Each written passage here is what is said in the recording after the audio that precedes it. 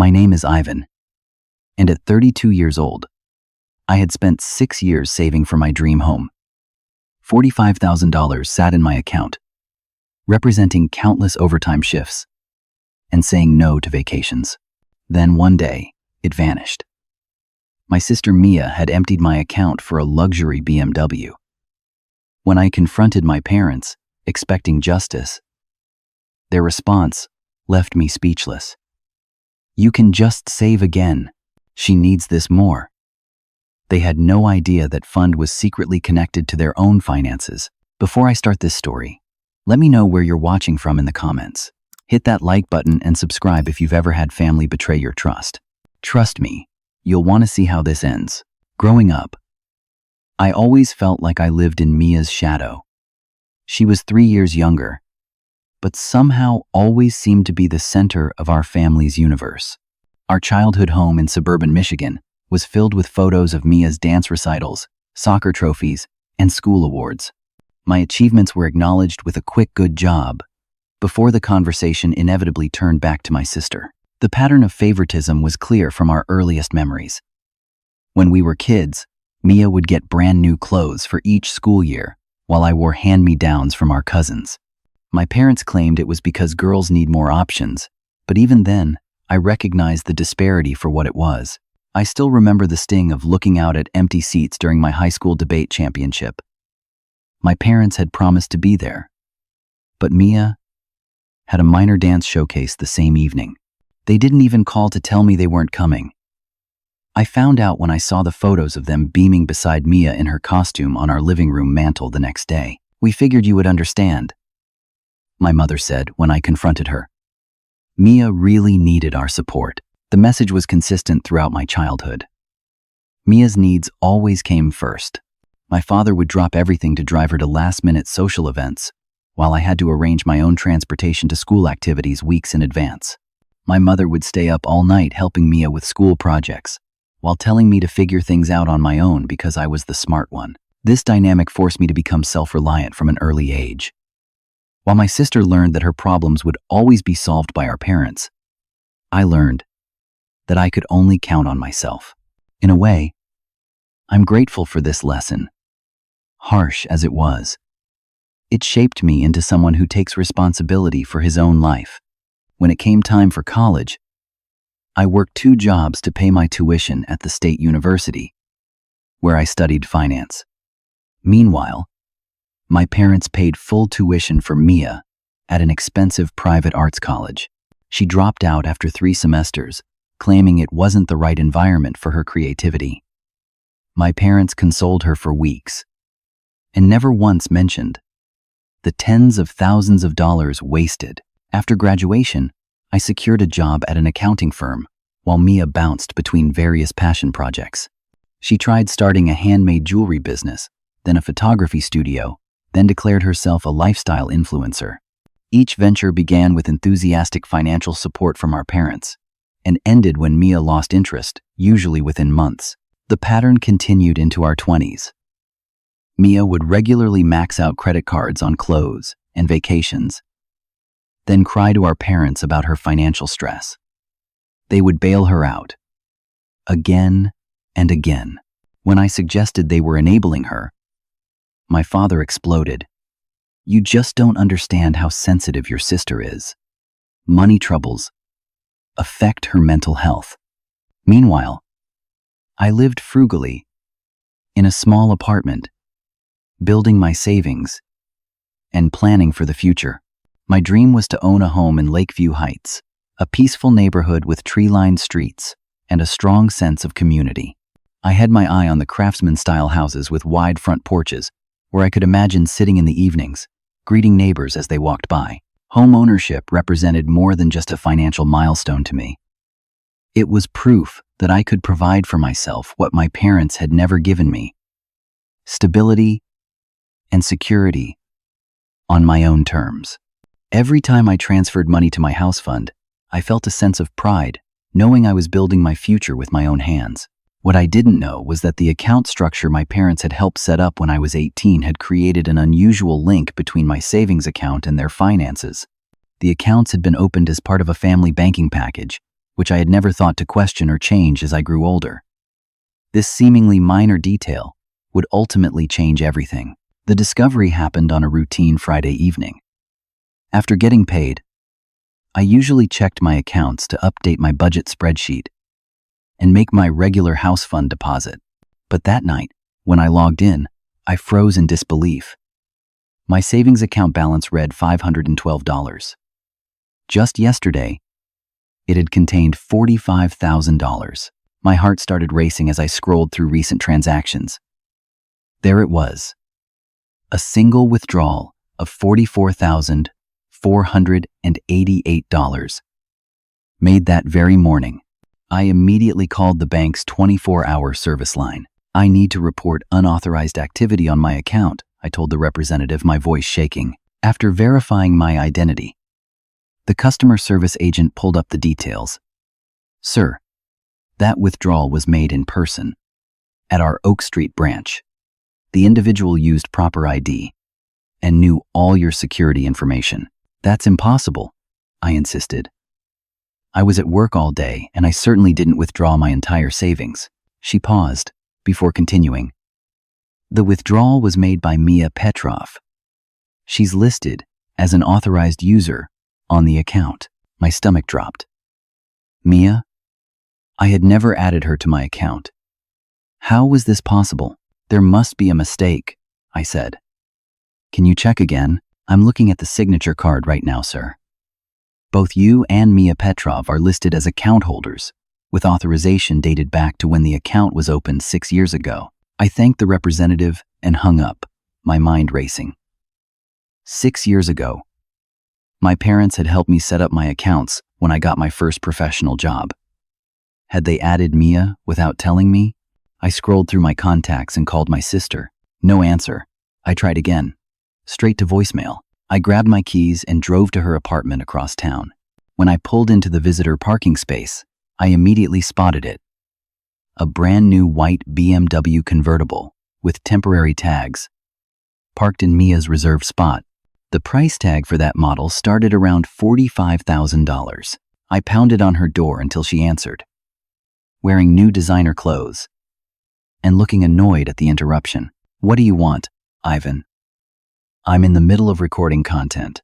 "My money," I said, my voice deadly calm despite the rage building inside me. $45,000 disappeared from my account today. The bank says you took it. Instead of denial or shame, Mia's face showed only mild irritation. She sighed dramatically and opened the door wider. "Come in if you're going to make a scene." I don't want my neighbors hearing this. I stepped into her apartment, which I noticed was filled with new purchases still in shopping bags.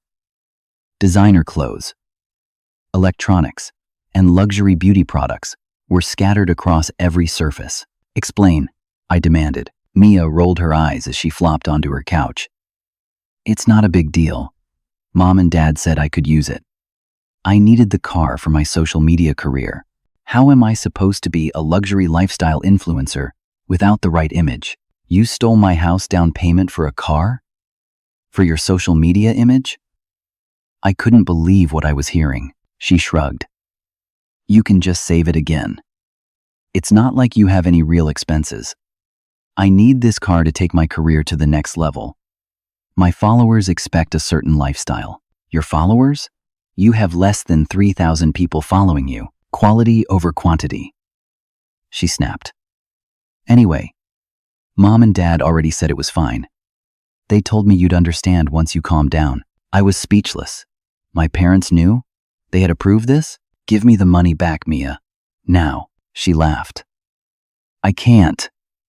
The car is already purchased and registered, and the rest went to essential business expenses."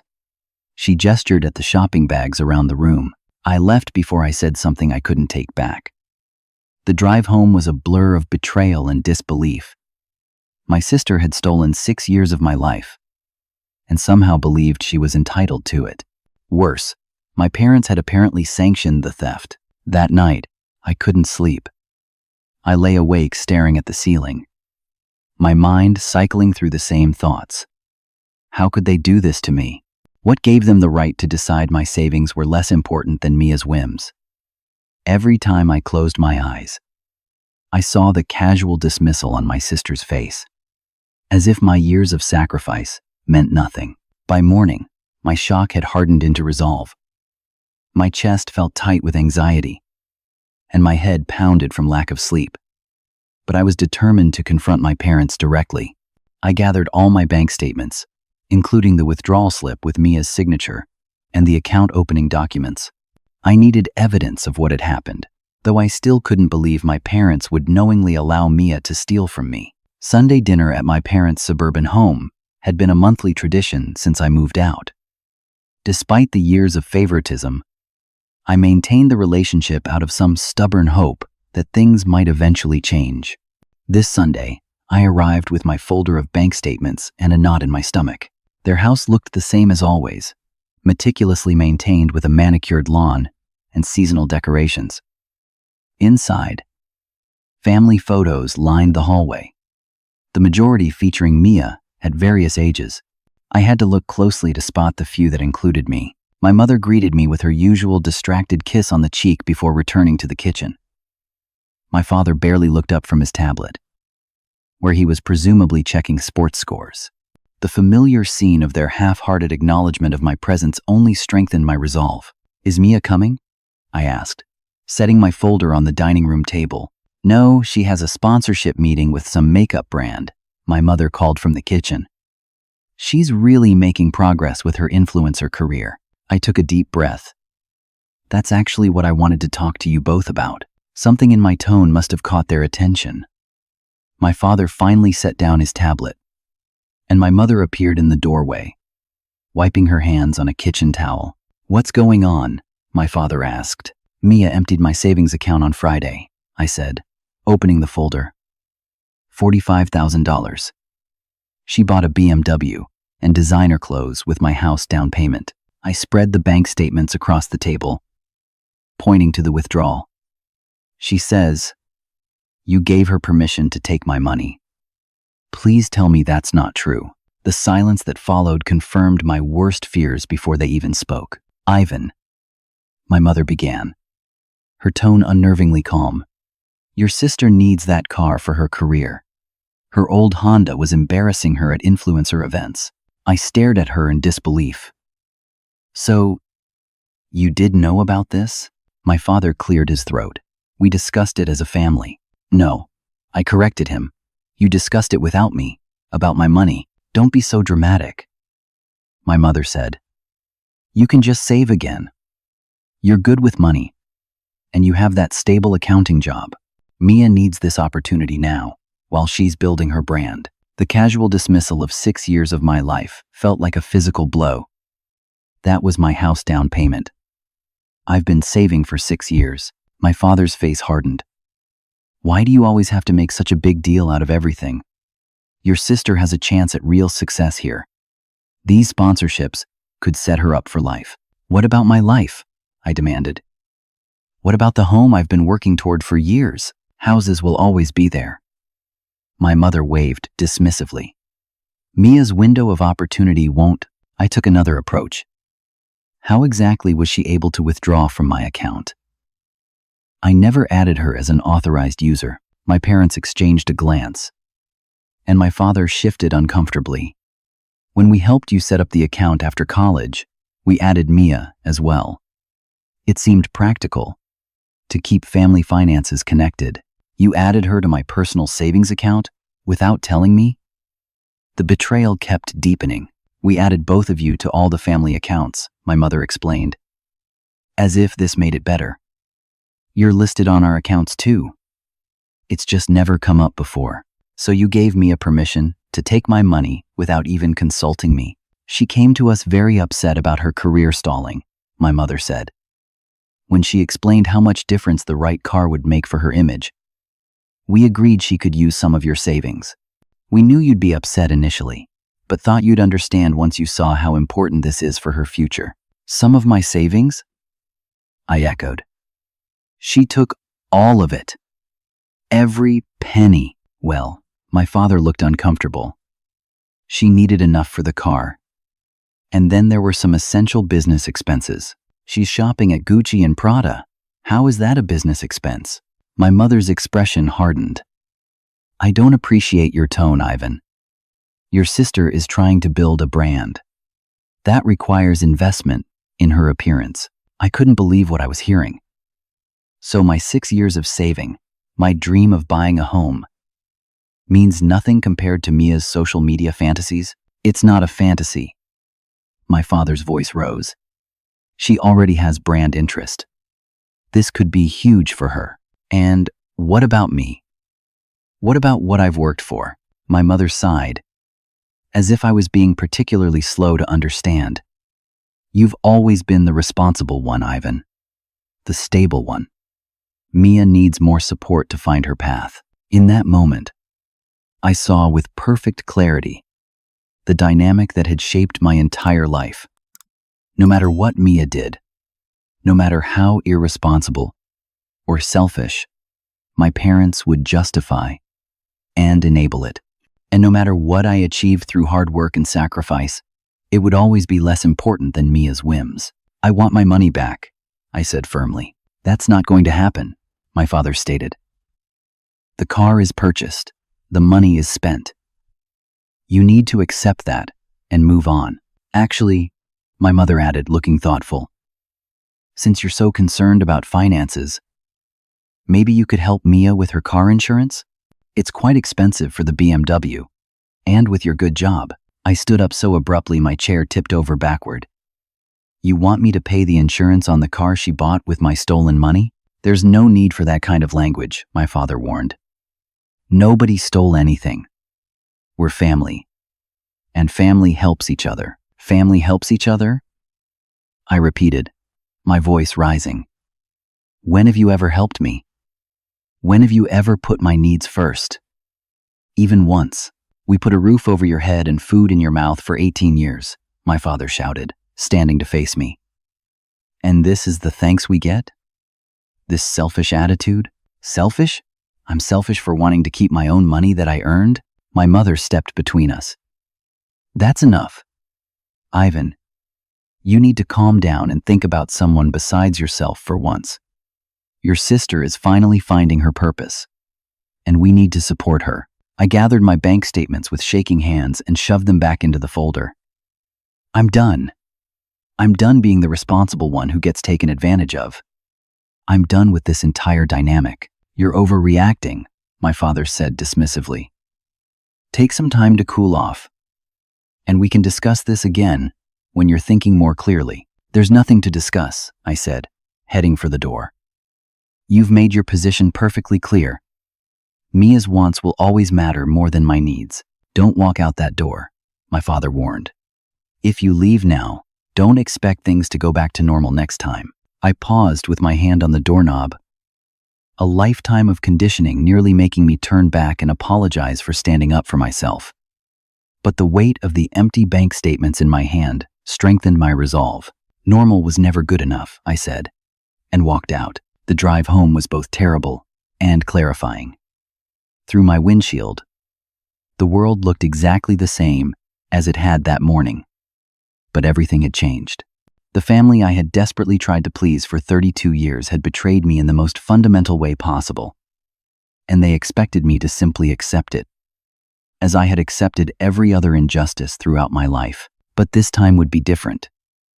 This time, I wouldn't just swallow the hurt and carry on. This time, I would stand up for myself, whatever the cost.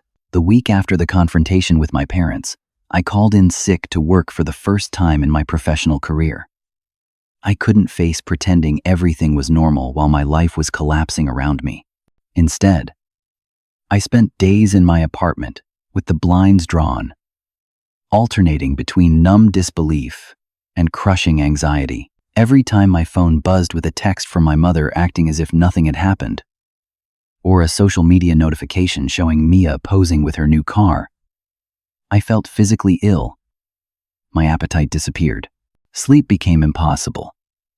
My nights spent staring at the ceiling, replaying every moment of betrayal, and wondering how I had missed the signs. On Wednesday, My friend Marcus called, concerned when I hadn't shown up for our weekly basketball game. "Ivan? You alive in there, man?" His familiar voice was a lifeline to the world outside my spiraling thoughts. "Yeah," I managed. "Just dealing with some family stuff. Must be serious for you to miss work. Want to talk about it?" I hesitated, then found myself pouring out the entire story. It felt both shameful and relieving to articulate the situation aloud. When I finished, Marcus was silent for a long moment. "That's messed up, man," he finally said. "Like, seriously messed up. Your own family stole from you, and they're acting like you're the problem?" Hearing someone else name it as theft validated what I had been afraid to fully acknowledge. "Yeah, that's exactly what happened. What are you going to do?" "I don't know," I admitted. "Part of me wants to just start over with saving. It's what I've always done, you know? Swallow the hurt and move on. But another part wants justice." Marcus finished for me. "Is that selfish?" I asked. The question that had been haunting me. "They keep saying, I'm only thinking about myself." Marcus made a disgusted sound. "That's classic manipulation. They steal from you, then make you the bad guy for being upset about it. Listen to me, Ivan. Standing up for yourself isn't selfish. It's necessary." By Friday, physical symptoms of stress had set in. My chest felt constantly tight. Headaches pounded behind my eyes. I couldn't remember the last time I'd eaten a full meal.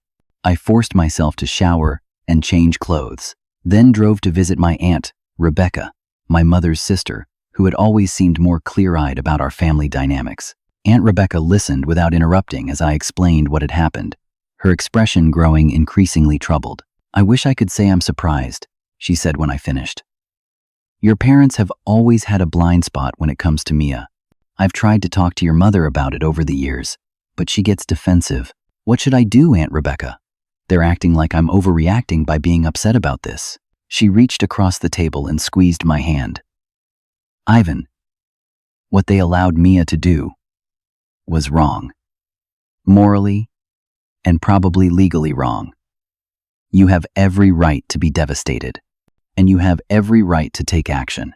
What kind of action? That depends on what you want the outcome to be. Do you want your money back?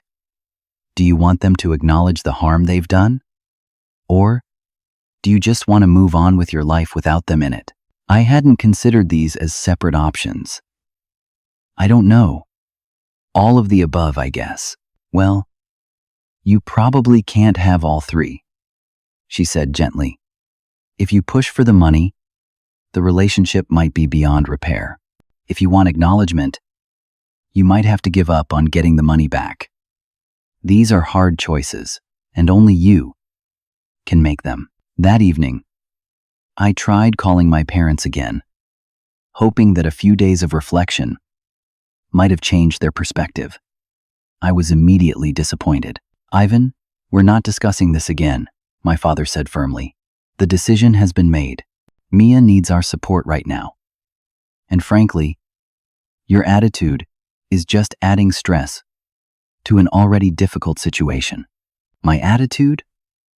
My life savings was taken without my consent. We've been over this. The money is gone, and rehashing it isn't helping anyone. Now, your mother and I think it would be best if you apologize to Mia. She's upset that you're making such a scene." I ended the call without responding, too angry to form words. That weekend, Mia posted a dozen new photos showcasing her influencer lifestyle with the BMW prominently featured. She tagged luxury brands and added captions about investing in yourself and making necessary sacrifices for success. Each post felt like a personal attack, flaunting what she had stolen from me. Extended family members began taking sides. Cousins I hadn't spoken to in years suddenly had opinions on the situation, most defending Mia as the creative one who needed support. Only Aunt Rebecca and my cousin Thomas publicly defended me, resulting in their own family rifts. As painful as this period was, It also forced me to research my financial situation more thoroughly. I discovered that the family banking package my parents had mentioned wasn't just about linked users. Our accounts were actually connected in a complex way that affected credit lines, mortgage rates, and overdraft protections. My parents' 30-year mortgage refinance from 2 years ago had been secured partially against the steady growth of my savings account. This revelation led me to consult with Sarah, a financial advisor recommended by Marcus. She reviewed my documentation with growing concern. "This is highly unusual," she said, pointing to specific clauses in the account agreements. "Essentially, your consistent savings pattern has been supporting your parents' financial flexibility. That's why they were able to refinance their mortgage at such a favorable rate despite some previous credit issues. So when Mia emptied my account, it potentially triggered violations in their loan terms," Sarah confirmed. "Depending on the specifics, there could be significant consequences. I recommend speaking with a lawyer who specializes in financial issues." For the first time since discovering the theft, I felt a glimmer of something beyond despair. There were options. There were actions I could take.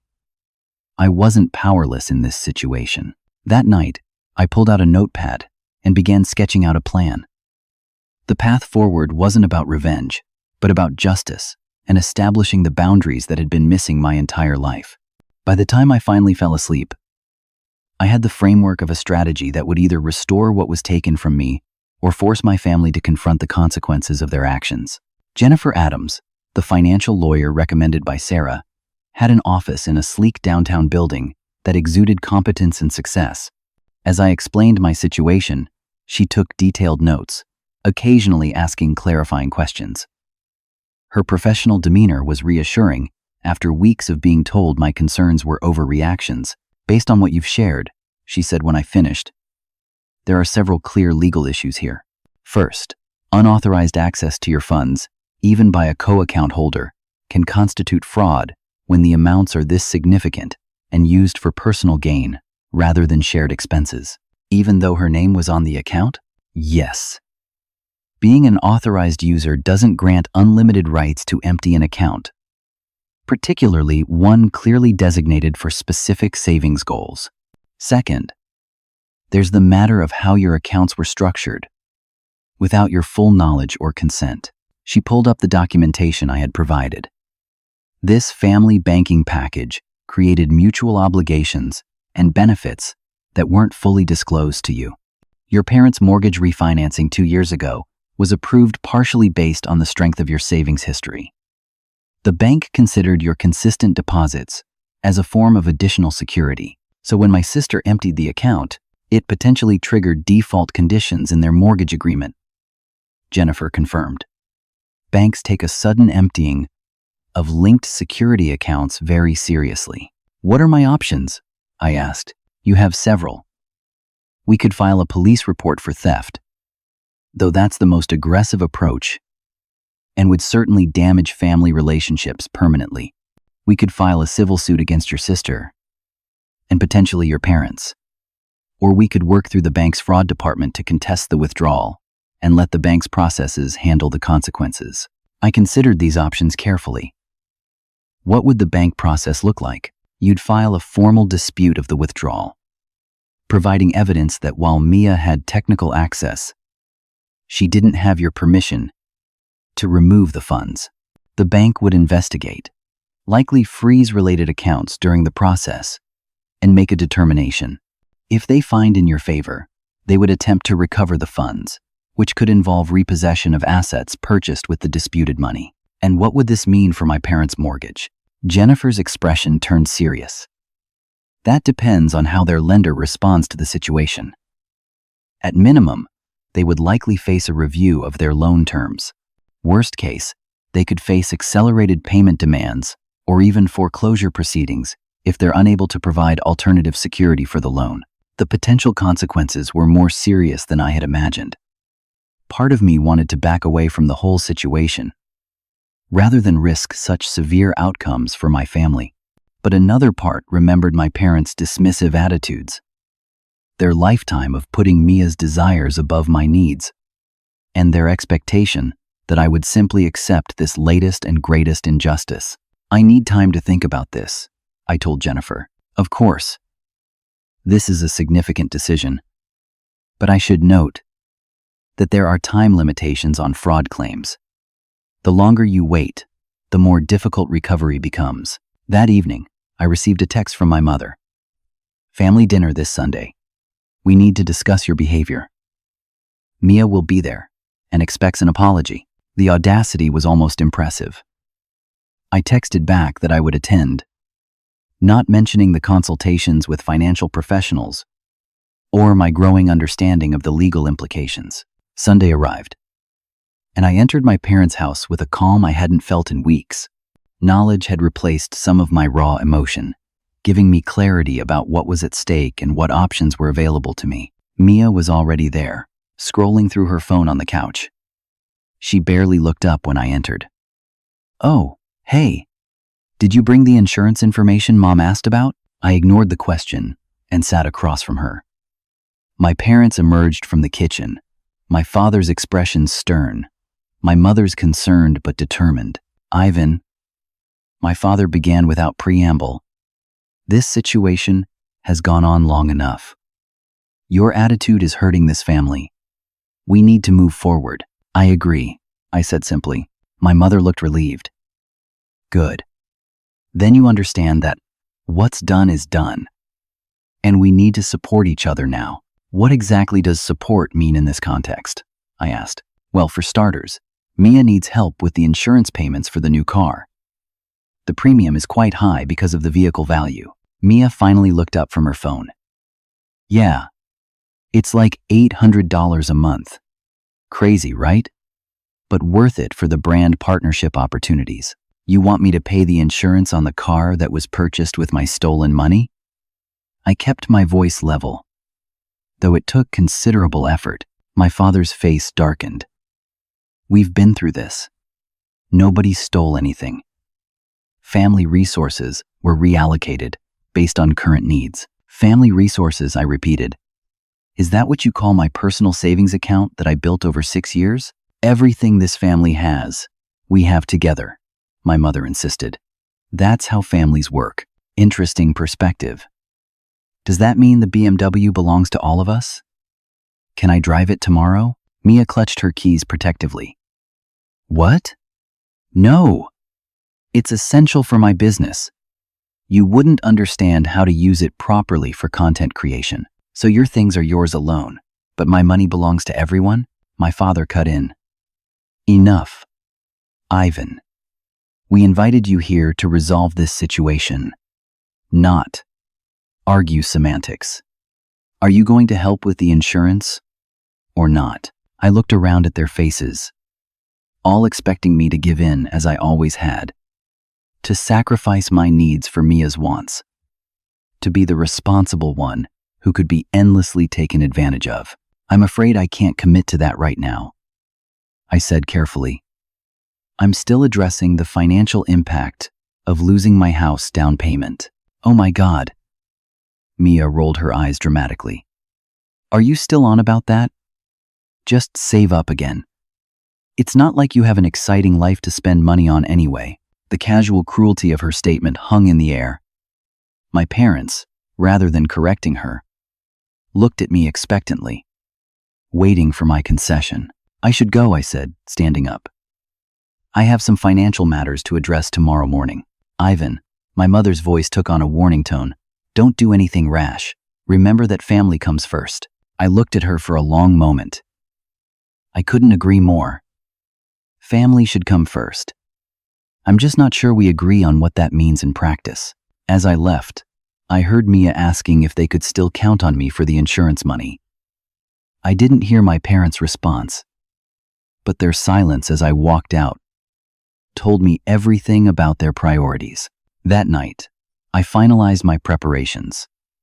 I created new accounts at a different bank, completely separate from my parents' financial ecosystem. I gathered all the documentation Jennifer had requested, including statements showing the regular deposits labeled house fund and texts from Mia acknowledging she had taken the money for the car. The calm I felt wasn't from acceptance or forgiveness.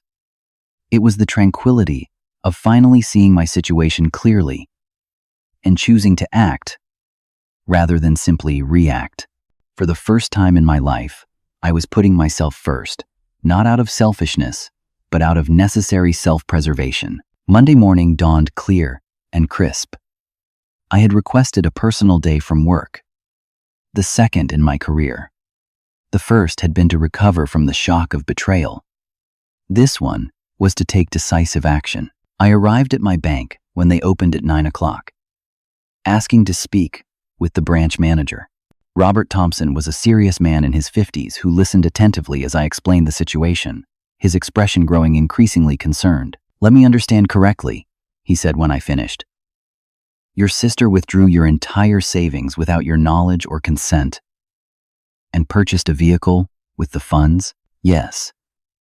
She had technical access to the account because my parents added her as an authorized user when the account was opened. But I never gave permission for the withdrawal." "And you're certain about pursuing this as a fraud claim?" "Family financial disputes can be complicated." "I'm certain," I replied. "I've consulted with a financial advisor and an attorney. I understand the potential consequences." Robert nodded. "In that case, I'll need you to complete our formal dispute paperwork. I should warn you that this will trigger an investigation that may affect all linked accounts within your family banking package." "I understand." For the next hour, I carefully completed detailed forms describing exactly what had happened, providing supporting documentation, including the text messages from Mia acknowledging she had taken the money specifically for the BMW, and the bank statements showing the single large withdrawal. "Our fraud department will review this immediately," Robert assured me. "Given the amount involved and the clear paper trail, I expect they'll take swift action. In the meantime, I'd recommend finalizing the separation of your new accounts from the family package." "Already done," I confirmed. "I opened accounts at First National last week." As I left the bank, my phone buzzed with a text from Mia. "Mom says, you're being dramatic again. Just let it go, already. BTW, can you Venmo me for the insurance? Due today." The audacity was almost impressive. I didn't respond. By Wednesday afternoon, the bank's fraud department had made their preliminary determination. The representative called to inform me that they were freezing all accounts connected to the disputed withdrawal while they completed their investigation. They had already contacted Mia to inform her of the fraud claim. I wasn't surprised when my phone immediately exploded with calls and texts. Mia was first. "What did you do?" "The bank froze my accounts and said something about fraud. Fix this now." Then my father. "Call me immediately. The mortgage payment was rejected." My mother. "Ivan, please call us. Something terrible is happening with the bank." I let the calls go to voicemail, needing time to prepare for the confrontation I knew was coming. I listened to the messages, each more panicked than the last. My father's voice shook with rage as he described how the bank had not only rejected their mortgage payment, but had sent a notice regarding possible acceleration of the loan due to collateral security violations. My mother's message started angry but ended in tears, claiming they might lose their house because of my vindictiveness.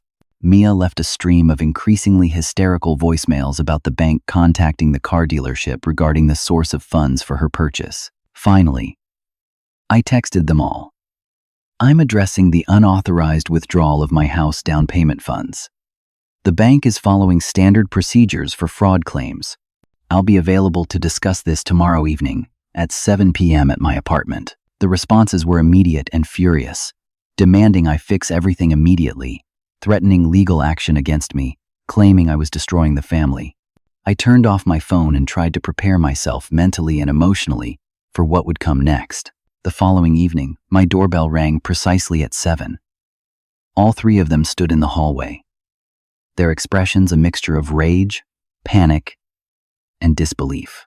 I invited them in calmly, noting how different this felt from all our previous confrontations. For once, I wasn't the one on the defensive. "What have you done?" my father demanded the moment the door closed behind them. "The bank says our mortgage is in jeopardy. They're threatening to accelerate the payments, and they contacted the dealership about my car," Mia added, her voice shrill. "They're talking about repossession. You have to tell them. This was all a misunderstanding." "Was it a misunderstanding?" I asked quietly. "Or was it exactly what it appeared to be? Theft of $45,000. From my account, without my consent."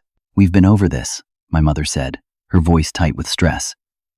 "It was a family decision." "No," I corrected her. "It was a decision made by the three of you. About my money. Without including me. That's not a family decision. That's conspiracy to commit fraud." My father's face flushed dark red. "How dare you use that language? We're your parents. All. Yes, you are. Which makes your betrayal all the more significant. Parents are supposed to protect their children, not steal from them." "Nobody stole anything," Mia shouted. "My name is on the account too. Being an authorized user doesn't give you the right to empty an account you never contributed to," I explained calmly. "The bank agrees with me, which is why they're investigating this as fraud." "You have to drop the claim," my mother pleaded, her anger giving way to fear. "The bank says they could foreclose if we can't provide alternative security for the mortgage. And they're putting a hold on my car," Mia added. "All my brand partnerships depend on that car. My entire career is at stake." I took a deep breath. "I'm sorry you're experiencing these consequences, but they're the direct result of decisions you made. You chose to take my money. You chose to dismiss my feelings and needs. You chose to expect me to simply accept it, as I've accepted your favoritism and disregard my entire life." "So this is revenge," my father spat. "You're punishing us because you've always been jealous of the attention Mia received." "This isn't revenge," I said. "It's consequences. For once in our family dynamic, actions are having their natural results. I'm simply refusing to shield you from them, as I've always done." "What do you want?" my mother asked, finally getting to the point. "What will it take for you to drop this claim and fix the situation?" "Full restitution of my $45,000, plus an additional $5,000 for the emotional distress and financial complications this has caused me. And an acknowledgement from all of you that what happened was wrong." $50,000? Mia shrieked. "I don't have that kind of money." "Then you'll need to return the car and all the luxury items you purchased." "I can't do that. The car is already registered in my name, and I've used most of the stuff for content creation." My father stepped in. "Be reasonable, Ivan. We don't have that kind of money liquid right now. The mortgage situation has put us in a very difficult position. I am being reasonable. I'm asking for the return of what was taken from me, plus a small amount for the trouble caused. The alternative is to let the bank's fraud process run its course, which could result in much more severe consequences for all of you." My mother began to cry, a tactic that had always worked to make me back down in the past. "We could lose our home, Ivan. Is that what you want? For your parents to be homeless?" "What I wanted," I said calmly, "was the home I'd been saving for 6 years to buy. What I wanted was parents who respected my work and sacrifices. What I wanted was a sister who didn't feel entitled to take whatever she wanted from me. None of those things happened. So now we're here." My family stared at me as if seeing a stranger. In a way, that was accurate. The Ivan they knew would have eventually given in, accepted the loss, and continued in the same dysfunctional patterns. That version of me was gone. "I'll give you a week to figure out how to return my money," I said. "After that, I'll accept whatever resolution the bank determines is appropriate." "This will destroy this family," my father warned. I looked at him steadily. "The family was destroyed the moment you decided my savings were less important than Mia's desire for a luxury car. I'm just refusing to pretend otherwise." After they left, a barrage of calls and messages came from extended family members. I was labeled cruel, vindictive, greedy. Some relatives I had barely spoken to in years suddenly had strong opinions about my character and decision-making. I blocked the most aggressive ones and set my phone to do not disturb. Despite the external chaos, I felt an unfamiliar sense of inner peace. For the first time in my life, I had established a boundary and held firm despite the pressure to sacrifice myself for others' benefit. The sense of empowerment was worth every uncomfortable moment. The bank's investigation concluded 3 weeks later, finding unequivocally in my favor. They determined that despite Mia's technical access to the account, the withdrawal constituted unauthorized use given the account's clear designation as my house savings and the pattern of sole contributions from my income. The consequences unfolded rapidly. The BMW was repossessed. As Mia had been unable to make the first payment after her accounts were frozen, my parents faced a mortgage crisis when their lender required immediate additional security to replace the stability my savings account had provided. They were forced to take out a high-interest second mortgage to avoid foreclosure. Through legal proceedings initiated by the bank, I recovered $38,000 of my original savings. The remainder had been spent on items that couldn't be repossessed or returned. While not a complete recovery, it gave me enough to begin rebuilding my house fund. Mia's credit was severely damaged, limiting her ability to finance future purchases. Her social media career took a hit when she could no longer maintain the luxury lifestyle she had been portraying. My parents faced significant financial strain from their new mortgage arrangement, forcing them to cut back on expenses they had taken for granted. The family relationships were, as my father had predicted, irreparably altered. Extended family eventually tired of the drama and moved on, leaving each of us to deal with the aftermath in our own ways. Some relatives maintained contact with me, others chose my parents' and Mia's side. Aunt Rebecca remained a steady support throughout. In the months that followed, I focused on my own healing process. With the recommendation from Marcus, I started seeing Dr. Lewis, a therapist who specialized in family trauma. Our weekly sessions helped me process not just the recent betrayal, but the lifetime of patterns that had led to it. What you're describing is a classic golden child and scapegoat dynamic, Dr. Lewis explained during one session. It's common in dysfunctional families and extremely damaging to both children, though in different ways. Both children? I asked, surprised. But Mia got everything she wanted and never learned boundaries, consequences, or self-reliance.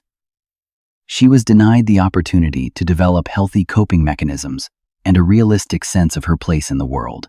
That's its own form of harm, though it manifests very differently from what you experienced. This perspective helped me begin to separate my anger at the specific betrayal from the broader patterns of our family dynamic. I wasn't ready to forgive, but I could start to understand the larger forces that had shaped all of us. Meanwhile, I rebuilt my social circle, investing more deeply in friendships with people who respected boundaries and practiced reciprocity. Marcus introduced me to his wider friend group, and I found myself welcomed into a community that valued me for who I was, not what I could provide or sacrifice. We celebrated when I reached $20,000 in my new house fund, a milestone that felt more significant than the larger amount I'd previously saved.